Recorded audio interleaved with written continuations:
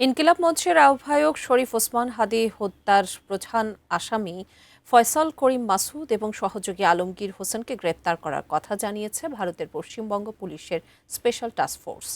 তাদের সংবাদ বিজ্ঞপ্তির বরাতে রোববার সন্ধ্যায় বার্তা সংস্থা ANI-এর প্রতিবেদনে এ তথ্য জানানো হয়। ওই বিজ্ঞপ্তিতে বলা হয়েছে, শনিবার রাতে পশ্চিমবঙ্গের উত্তর 24 পরগনা জেলার বনগাঁ থেকে হাদী হত্যাকাণ্ডের এই দুই আসামিকে গ্রেপ্তার করা হয়।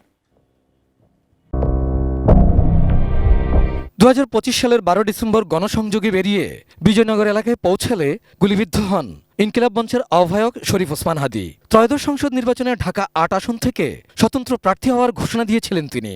সেদিন রিকশায় থাকা হাদীকে গুলি করেন চলন্ত মোটরসাইকেলের পেছনে বসে থাকা আততায়ী। পরে গুরুতর আহত অবস্থায় হাদীকে ঢাকা মেডিকেল কলেজ হাসপাতালে নিয়ে অস্ত্রোপচার শেষে রাতেই এভারকেয়ার হাসপাতালে ভর্তি করা হয়। এর দুদিন পর এয়ার অ্যাম্বুলেন্সে তাকে সিঙ্গাপুর নিয়ে যাওয়া হয়। সেখানে চিকিৎসাধীন অবস্থায় গত 18 ডিসেম্বর মারা যান তিনি। এ ঘটনায় গত 14 ডিসেম্বর ইনকিলাব মঞ্চের সদস্য সচিব আব্দুল্লাহ আল জাবের বাদী হয়ে হত্যাচেষ্টা মামলা দায়ের করেন। প্রাণঘি মানে ও ঘ্রাণে যে কোনো খাবারই আনে ঐতিহ্যের অতুলনীয় স্বাদ। প্রাণঘি ঘ্রাণেই পরি। পরে সে মামলায় হত্যার 302 ধারা যুক্ত হয়। এরপর থানা পুলিশের হাত ঘুরে তদন্তের দায়িত্ব পায় গোয়েন্দা পুলিশ। তদন্ত শেষে সাবেক ওয়ার্ড কাউন্সিলর তাইজুল ইসলাম চৌধুরী বাপ্পি, সাবেক ছাত্রলীগ কর্মী ফয়সাল করিম মাসুদ সহ 17 জনকে আসামি করে 6 জানুয়ারি মামলার অভিযোগপত্র দেয় গোয়েন্দারা।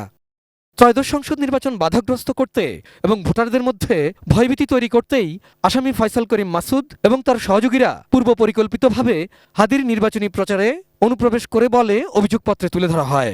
ডিবি পুলিশের দেওয়া অভিযোগপত্র নিয়ে অসন্তোষ জানিয়ে নারাজি দাখিল করেন ইনকিলাব মঞ্চের সদস্য সচিব আব্দুল্লাহ আল জাবের। পরে আদালত মামলাটি সিআইডিকে তদন্তের নির্দেশ দেয়।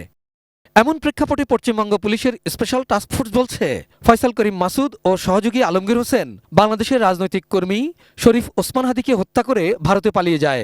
মেঘালয় সীমান্ত দিয়ে তারা অবৈধভাবে ভারতে প্রবেশ করে এবং ভারতের বিভিন্ন স্থানে ঘোরাফেরার পর বাংলাদেশে ফেরার উদ্দেশ্যে শেষ পর্যন্ত বনগাঁয় যায়। গোপন তথ্যের ভিত্তিতে শনিবার গভীর রাতে বনগাঁ এলাকায় অভিযান চালিয়ে তাদের গ্রেপ্তার করা হয়। রোববার বিধাননগর মহকুমা আদালতে তাদের হাজির করা হলে 14 দিনের রিমান্ড মঞ্জুর করা হয়।